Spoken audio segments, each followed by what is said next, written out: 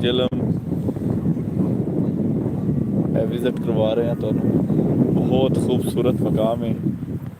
खास तौर ਤੇ गर्मियां ਤੇ ਦਿਨਾਂ ਦੇ ਵਿੱਚ ਤੁਸੀਂ ਆਪਣੀ ਫੈਮਿਲੀ ਆਪਣੇ ਦੋਸਤ ਆਪ ਸਾਨੂੰ ਕਰਨਾ ਬਹੁਤ ਖੂਬਸੂਰਤ ਜਿਹੜਾ ਸੀ।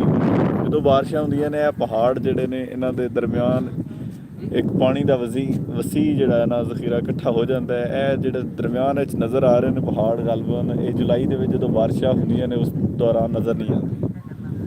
ਠੀਕ ਹੈ ਤੇ ਬਾਕੀ ਤੁਸੀਂ ਇਸ ਡੈਮ ਦਾ ਖੁਦ ਜ਼ਰਾ ਅੰਦਾਜ਼ਾ ਕਰ ਸਕਦੇ ਹੋ ਕਿ ਕਿੰਨਾ ਖੂਬਸੂਰਤ ਜਿਹੜਾ ਹੈ ਡੈਮ ਹੈ।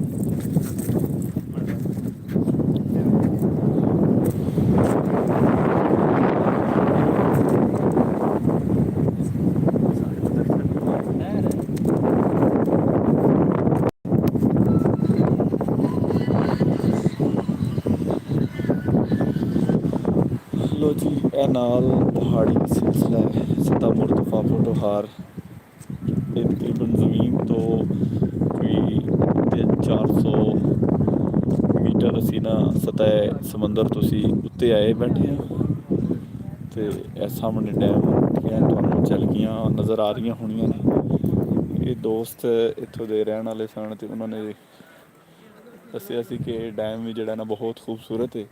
ਤੁਸੀਂ ਆਖਿਆ ਕਿ ਆਪਣੇ ਵਿਊਵਰਸ ਜਾਂ ਆਪਣੇ ਪਿਆਰਿਆਂ ਨਾਲ ਇਸ ਡੈਮ ਦੀ ਖੂਬਸੂਰਤੀ ਜਿਹੜੀ ਹੈ ਉਸ ਦੀ ਰੌਦਾਤ ਜਿਹੜੀ ਹੈ ਉਹ ਸਾਂਝੀ ਕਰ ਲੈਣੀ ਚਾਹੀਦੀ ਹੈ ਕਿ ਇਹ ਸਾਹਮਣੇ ਤੁਸੀਂ ਨਜ਼ਰ ਆ ਰਿਹਾ ਹੋਣਾ ਹੈ ਉਸ ਸਾਹਮਣੇ ਬਿਲਕੁਲ ਸਾਡਾ ਕੈਮਰਾਮੈਨ ਵਿਖਾ ਰਿਹਾ ਹੋਣਾ ਉਹ ਕਾਰਨ ਤੋਂ 3-4 ਜਿਹੜੇ ਨੇ ਪਹਾੜੀ ਸਿਲਸਿਲੇ ਨੇ ਇੱਥੋਂ ਬਾਰਿਸ਼ਾਂ ਰਾਹੀਂ ਕੁਝ ਆਬਸ਼ਾਰਾਂ ਦਾ ਪਾਣੀ ਜਿਹੜਾ ਥੱਲੇ ਸਤਹ ਜ਼ਮੀਨ 'ਤੇ ਆਉਂਦਾ ਹੈ ਅਤੇ ਇਹ ਖਾਸ ਕਰਕੇ ਆ ਜਿਹੜੇ ਤੁਹਾਨੂੰ ਡਰਮ 'ਚ ਨੀਲੇ ਕਲਰ ਦੇ ਨਜ਼ਰ ਆ ਰਹੇ ਹੋਣੇ ਨੇ ਇਹਨਾਂ ਡਰਮ ਦੇ ਵਿੱਚ ਇਹਨਾਂ ਨੇ ਨਾ ਮੱਛਲੀਆਂ ਨੂੰ ਫੱਦਣ ਲਈ ਇਹ ਜਾਲ ਲਾਏ ਹੋਏ ਨੇ ਅਤੇ ਇਹ ਬਹੁਤ ਇੱਕ ਦਿਲਕਸ਼ ਬਣਾਉਂਦੇ ਰਹੇ।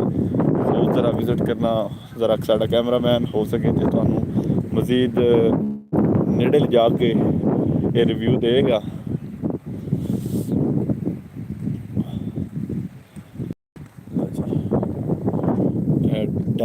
ਡੈਮ ਦੀ ਉਚਾਈ ਜਦੋਂ ਪਾਣੀ ਓਵਰਫਲੋ ਹੋ ਜਾਂਦਾ ਅਤੇ ਫਿਰ ਇਹਨਾਂ ਨਾਲਿਆਂ ਦੇ ਰਾਹੀਂ ਬਾਹਰ ਚਲਾ ਜਾਂਦਾ ਅਤੇ ਜ਼ਰਾ ਨਜ਼ਾਰਾ ਕਰੋ।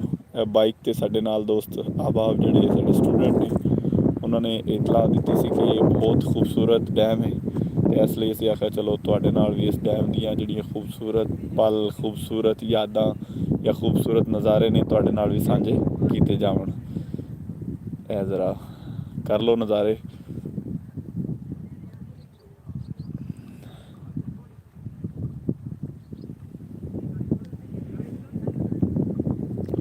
ਚੰਗਾ ਜੀ ਰੱਬ ਰਾਖਾ ਅਤੇ ਅੱਲਾ ਨਿਗਹਿਬਾਨ।